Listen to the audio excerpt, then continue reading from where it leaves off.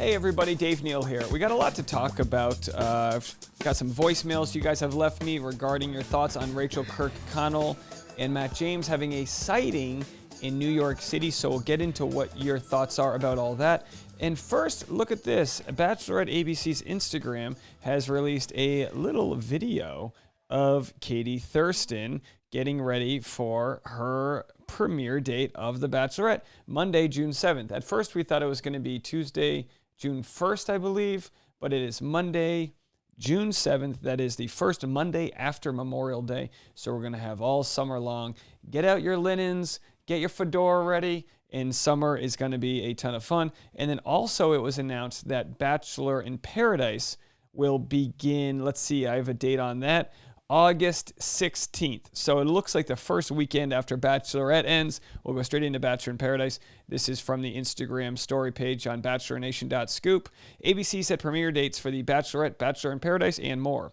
We may still be in early spring, but ABC wants you to get excited for summer. The network released its summer premiere dates on Wednesday, April 7th, confirming Bachelorette will launch June, with Bachelor in Paradise returning after a year off in August. If the search for love in mansions or on idyllic Mexican beaches is not your jam, ABC has plenty of other things coming in the months ahead. Well, there you have it, folks. And let's jump right back into these voicemails. So if you haven't listened, go back to the previous two videos about Rachael Kirkconnell spotted in New York City. Let's play her voicemails. Hi, it's Laureen from Central New York. Forgot where I was from for a minute. I am thrilled with this news, and you broke this to me. I hadn't heard it, but I think that this is a good thing. And I was pretty hard on Matt when this first happened, but he needed some time to come to grips with it himself. I'm so happy that they're trying it out anyway, because they are really good together, and you can tell they care about each other. Even if they don't end up married ever, I think this is a really good thing. Anyway, love your show. Bye-bye.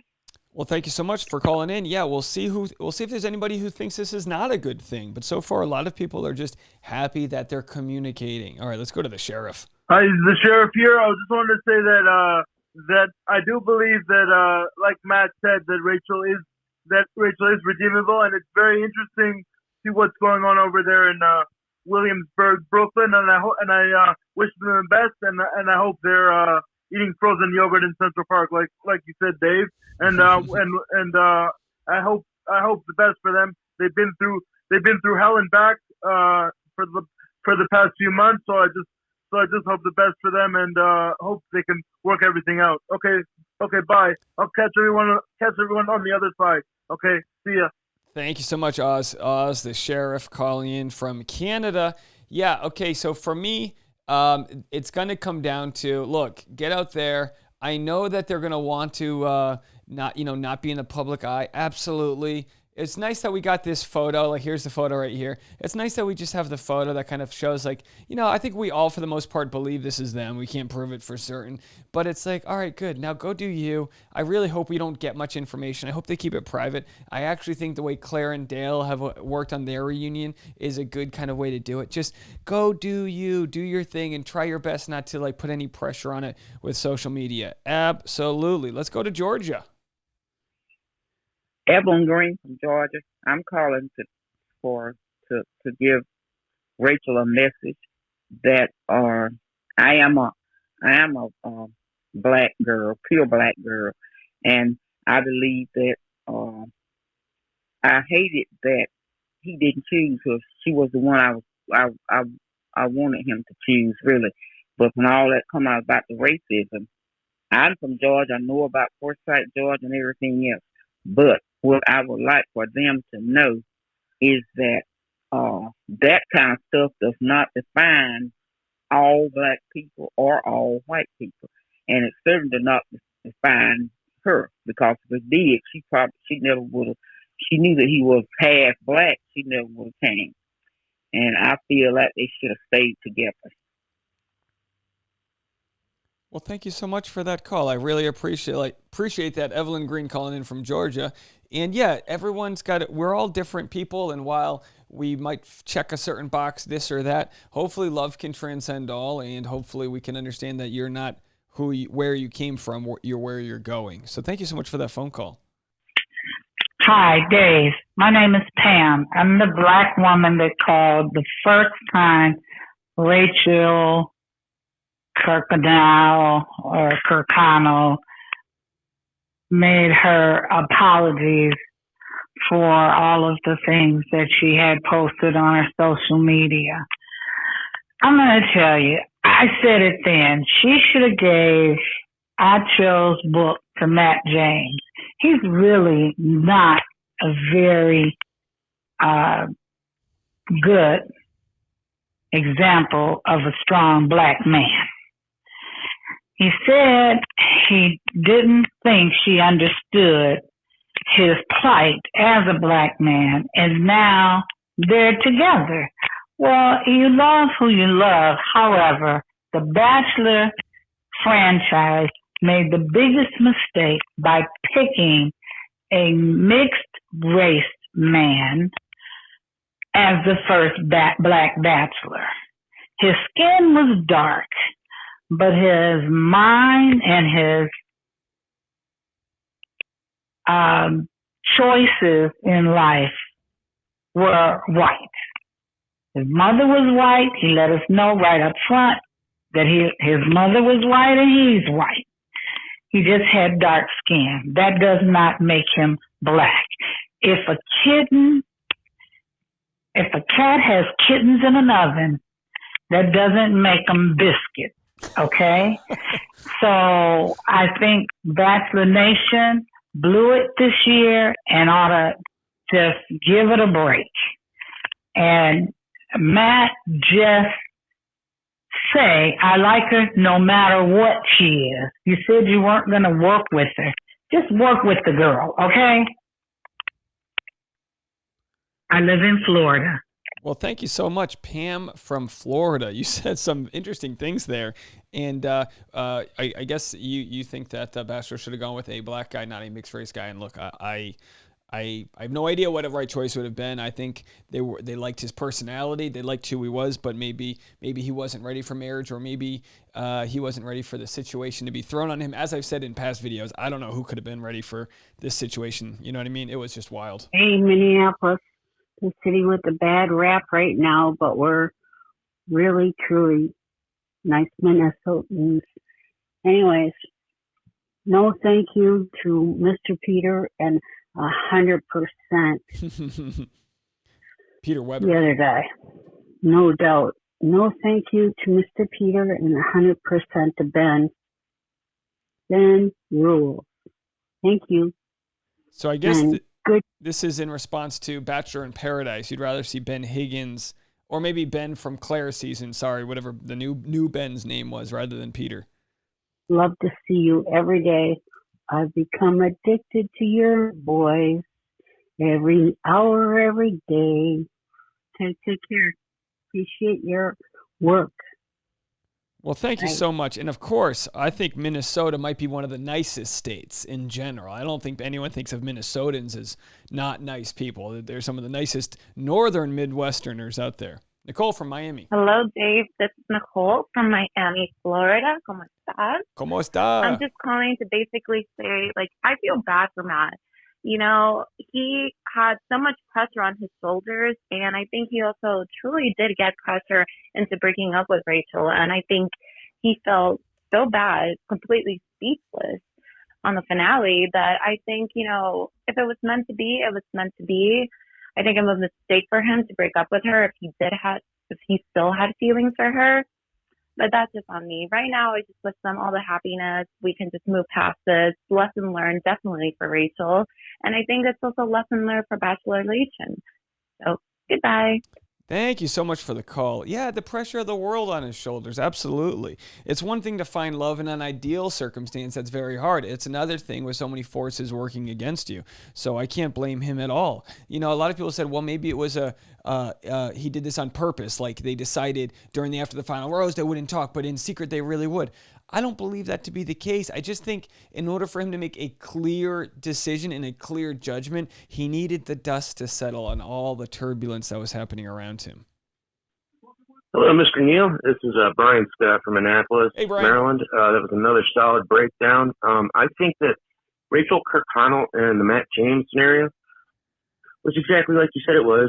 It was put under a big spotlight, not only nationally but internationally, and all about racism. And it was a tough ordeal to go through. So I think that Matt James and Rachael Kirkconnell never actually broke up. I think that they've low-key tried to keep their relationship under the radar and allow the news and all of the negative energy and the negative spotlight that they were under to kind of dissipate or evaporate over time. And now you're going to see that just like Dale Moss and Claire Crawley, they get back together. But yeah. Anyway, another great video. Always a good time watching your YouTubes. And if you ever do a stand-up on the East Coast, let me know. I would definitely come out to laugh. All right, buddy. Have a great day. Thank you so much. Bye.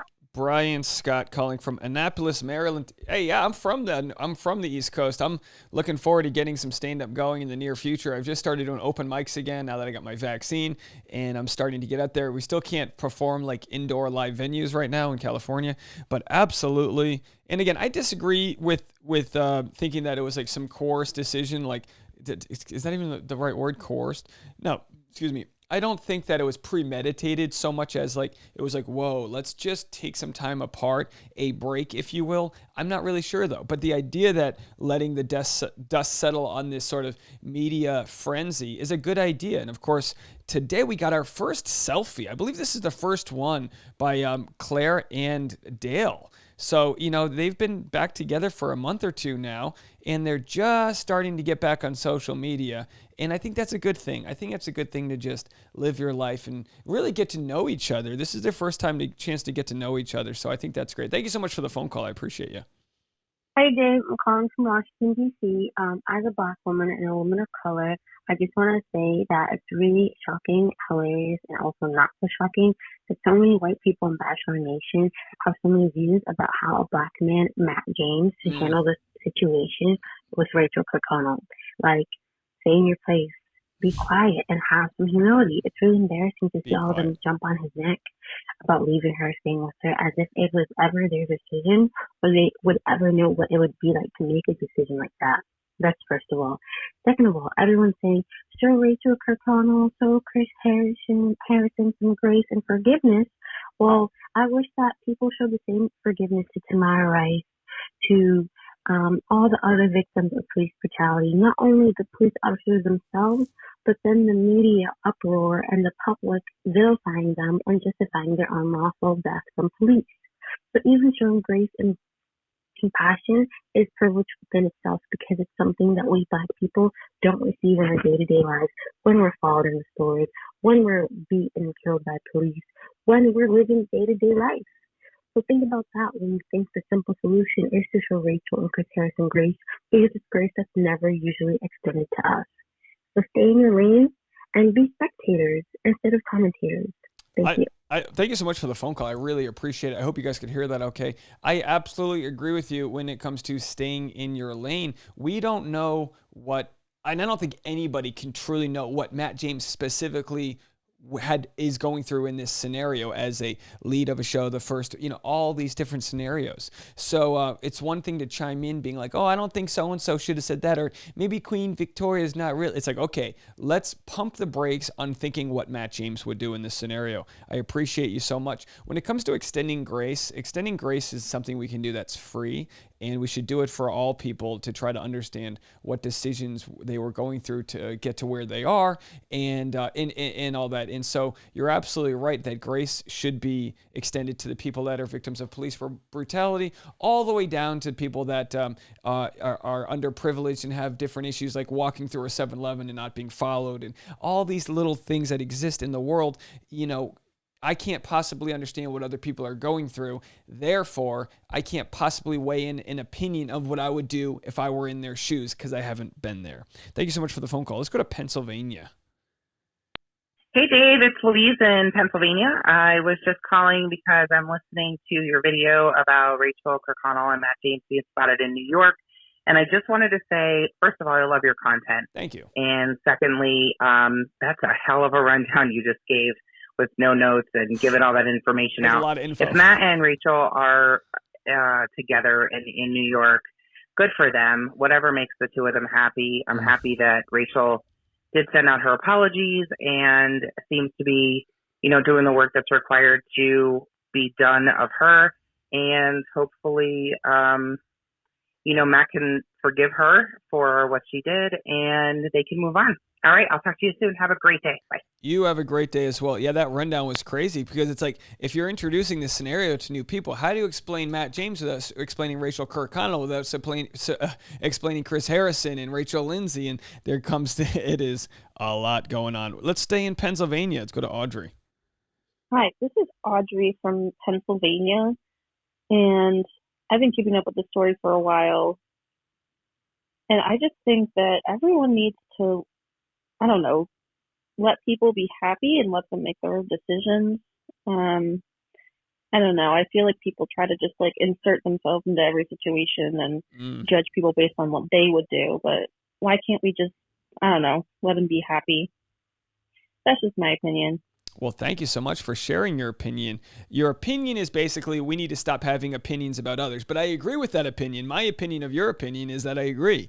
When it comes down to it, we can talk about hypotheticals all day long. But in the end, I hope that Matt James and Rachael Kirkconnell both individually find whatever it is they are looking for as far as love and also just the conclusion of this whole chapter of their life. You don't want them to have resentments or whatever. So even if they're in New York City breaking up together, that closure is far better done in person. It's far better to have those conversations now than hold on to that resentment. I wish all of you guys out there are able to communicate in a way that is authentic, that gets your voice heard and vice versa. At the very least with communication, it's about listening to others, hearing what they have to say. And with all that has been said and done, and with all the actions taken, Rachael and Matt together in New York City. A couple more voicemails. Hey Dave, it's Nisha calling from Florida. Just want to talk a little bit about the whole Rachael and Matt getting back together. I honestly wouldn't be surprised if they have been communicating throughout this entire time. I'm also high-key not surprised that they would get back together. I was reading the very last recap from Reality Steve on the after, and a fan had asked a question asking if they had been in contact after the after, and he said yes. Also, Matt kept dodging the question about if they were to ever reconcile, would he consider? And he would never answer with a straight no. I also think it's interesting that her last Bachelor recap Instagram post said a line that was like, whatever is meant to be will be in regards to them. So I just feel like they've been leaving a lot of little Easter egg things. So I think maybe they're just waiting for all this to blow over and get back together. I've always thought that. Thanks. That's Bye. A good point. I actually received, let's see if I can find it. I actually didn't prepare this on my slide. So let's see if I can find it here. Oh, I don't think I'm going to be able to. I received, dang. Well, some text from people thinking about why they thought that Rachael was actually in New York and not in Georgia. And the idea was that Rachael had posted that she was just getting coffee with her sister, but her fingernail color was different. So this person, I'm sorry I don't have it with me, I'll have to make it for another video, was totally calling out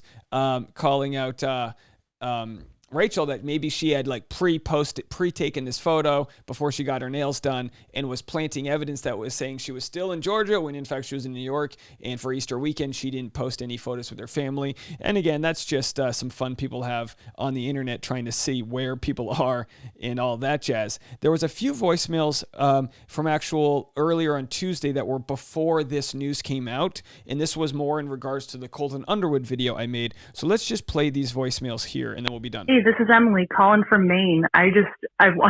This Colton situation is ridiculous, but I'm just so grateful that it actually had the ending it did because it could have been really so much worse. The number of true crime podcasts that I listened to solidify that, so I'm just glad that Cassie got out and kind of fuck Colton, but I guess as long as he doesn't hurt other women and learn from it, then I guess it's okay.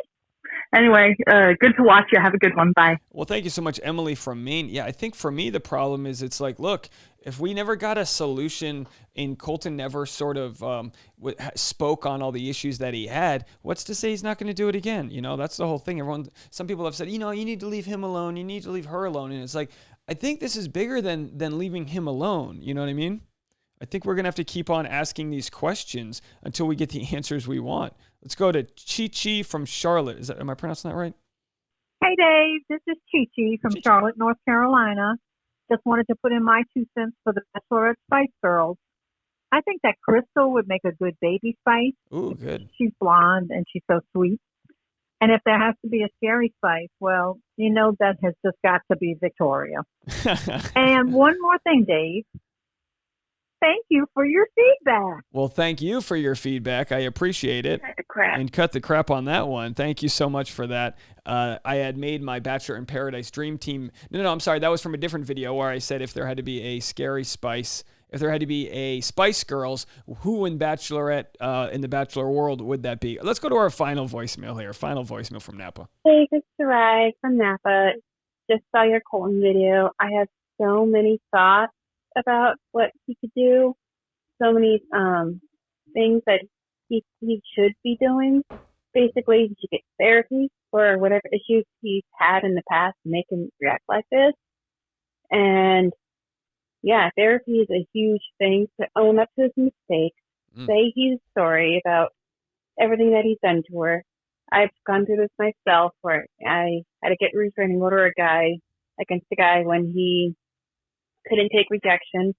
He made threats against me to my work, and he threatened for me to get a lawyer. So yeah, it's very scary to go through. And yeah, he just needs to get a lot of therapy. He needs to work on himself, take himself away from social media, and just work on himself and whatever issues that made him react like this.